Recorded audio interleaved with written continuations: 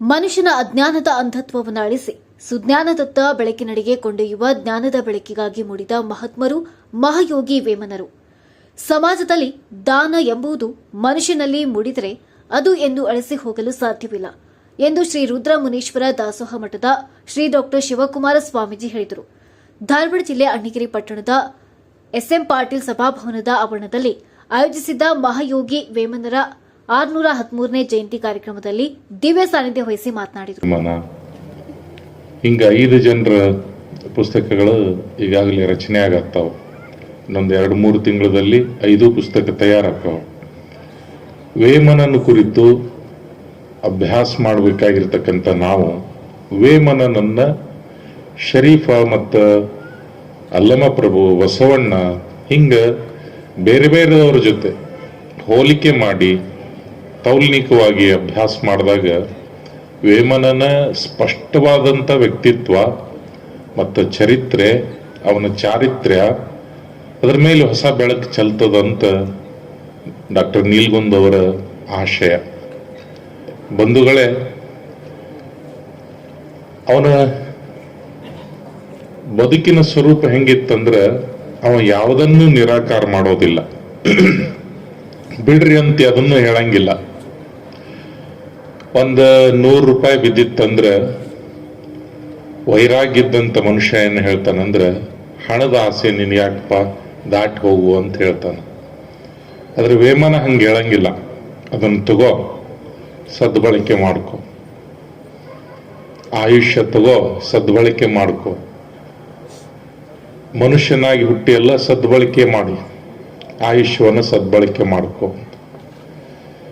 ವೇಮನನ್ನು ಅಭ್ಯಾಸ ಮಾಡಿ ತಿಳ್ಕೊಂಡಿರ್ತಕ್ಕಂಥ SR ಪಾಟೀಲ್ರನ್ನ ನಾವು ಯಾಕೆ ನೆನೆಸ್ಕೋಬೇಕಂತಂದ್ರೆ, ಅವ್ರ ಅಕಸ್ಮಾತ್ ಕನ್ನಡಕ್ಕೆ ತರ್ಜುಮೆ ಮಾಡದೇ ಹೋಗಿದ್ರೆ ಇಷ್ಟು ದೊಡ್ಡ ಪ್ರಮಾಣದಲ್ಲಿದ್ದಂಥ ಅವರ ಸಾಹಿತ್ಯ ನಮ್ಗೆ ಓದಾಕ ಸಿಗ್ತಿರ್ಲಿಲ್ಲ.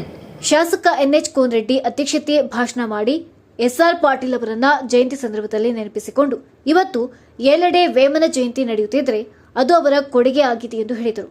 ಅದು ವಿಶೇಷವಾಗಿ ನಮ್ಮ ಕ್ಷೇತ್ರದ ನವಲಗುಂದದಿಂದಲೇ ಪ್ರಾರಂಭವಾಗಿರುವುದು ಬಹಳಷ್ಟು ಸಂತಸ ತಂದಿದೆ ಎಂದು ಹೇಳಿದರು.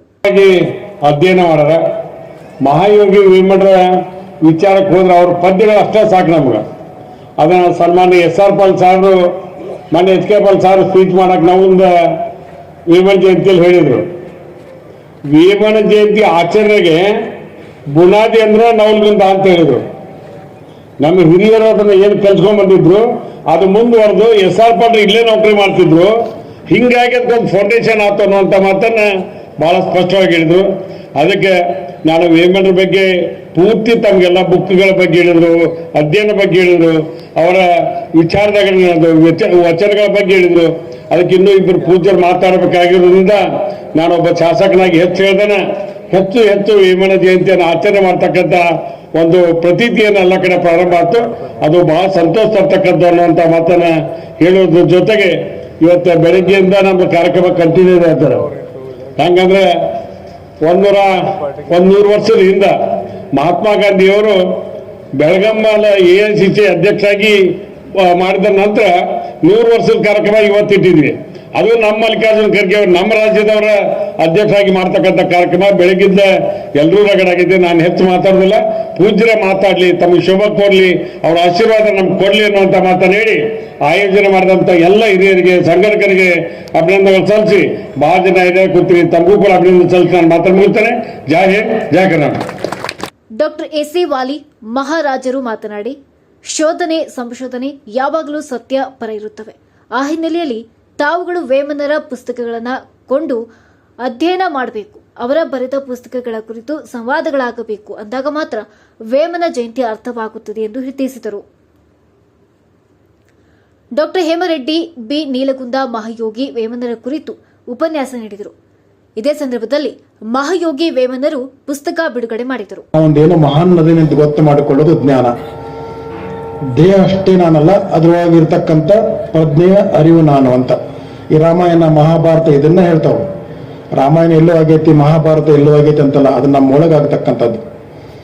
ಅಯೋಧ್ಯ ನಮ್ಮ ಒಳಗಿಂದು, ಕುರುಕ್ಷೇತ್ರ ನಮ್ಮ ಒಳಗಿಂದು, ರಾಮ ನಮ್ಮ ಉಸಿರು, ಸೀತಾ ನಮ್ಮ ಮನಸ್ಸು, ಲಕ್ಷ್ಮಣ ಲಕ್ಷೆ, ಹನುಮಂತ ನಮ್ಮ ಒಳಗೆ ಬಂದು ಹೋಗತಕ್ಕಂಥ ಪ್ರಾಣಶಕ್ತಿ. 5 ಪಾತ್ರ ಅದಾವು: ರಾಮ, ಲಕ್ಷ್ಮಣ, ಸೀತೆ, ರಾವಣ, ಇನ್ನೊಬ್ರು ರಾಮ, ಲಕ್ಷ್ಮಣ, ಸೀತೆ, ಎಷ್ಟು 5 ಮಂದಿ ಅಲ್ಲ? ಹೌದಾನೆ? ಅದ್ರ ಕದ್ದು 5 ಅದಾವ. ಇವೆಲ್ಲ ಮಹಾವಾಕ್ಯಗಳ. ವೇಮನ ಓದ್ರಿ ಮಹಾವಾಕ್ಯ ಅಂತ ಗೊತ್ತಾಕ. ಬರೆದ್ರ ಮಾತ್ ಕೇಳಿದ್ರೆ ಮತ್ತೆ ಅದೆಲ್ಲ ಹೋರಾಟ ಜಗಳ ಶುರುವಾಕತಿ. ಹೌದಿಲ್ಲ? ರಾಮ ಅಂದ್ರೆ ಬಂದು ಉಸಿರು ಬರ್ತಲ್ಲ, ರಾಮ ರಾಮ ರಾಮ ಅಂತ ಹೆಸರು. ಅದ್ರೊಳಗೆ ಒಂದು ಪ್ರಾಣಶಕ್ತಿ ಬರ್ತದೆ, ಅದು ಹನುಮಂತ. ಸೀತಾ ಅಂದ್ರೆ ಮನಸ್ಸು. ಹೌದಾನೆ? ಬರಿಬೇಕಾದ್ರೆ ಬರ್ತಾರೆ, ಸೀತಾನ ಜನಕ ಮಹಾರಾಜ ರಂಟಿ ಒಳಗೆ ಡಬ್ಬ್ಯಾಗ ಸಿಕ್ಕಲ್ಲ ಅಂತ ಬರ್ದಾರ. ಕಡಿಕೆ ಭೂಮಿಗೆ ಬಾಯಿ ಬಿಡ್ತಿ, ಸೀತಾ ಭೂಮಿಗೆ ಐಕ್ಯ ಅಂತ ಬರ್ದಾಳ. ಅದು ಮನಸ್ಸಿನ ಸಂಕೇತ. ಹಾಂಗ ಹೊಂಟಿರ್ತಾರ. ಭಾಳ ಮಂದಿ ಇವ್ರು ಬರ್ತಾರ, ಕೋನಡಿ ಸಾಹೇಬ್ರು. ಅವ್ರ ಗಾಡಿ ಕೊಯ್ ಅಂತ ಕೇಳ್ತಾರ. ಅವ್ರಿಗೆ ಅನ್ಸತಿ, ನಾನು ಈ ಓಟ್ ಹಾಕ್ಸೀನಿ, ನಾ ಈ MLA ಆಗಬಾರ್ದು ಕನಸು ಹಾಕತ್ತೆ. ಅವಾಗ ಹಾಕೋದಕ್ಕೆ ಅಂಗಿ ಚೆನ್ನಾಗಿರೋದಿಲ್ಲ. 4 ಓಟ್ ಹಾಕ್ಸಿರ್ತಾನ ಅವ್ನು ಕನಸು ಹಾಕ್ಸ. ಈ ಸಂದರ್ಭದಲ್ಲಿ ಹುಲಕೋಟೆಯ ಕೃಷ್ಣಗೌಡ, H. ಪಾಟೀಲ್, ಚಿಮಣಗಿ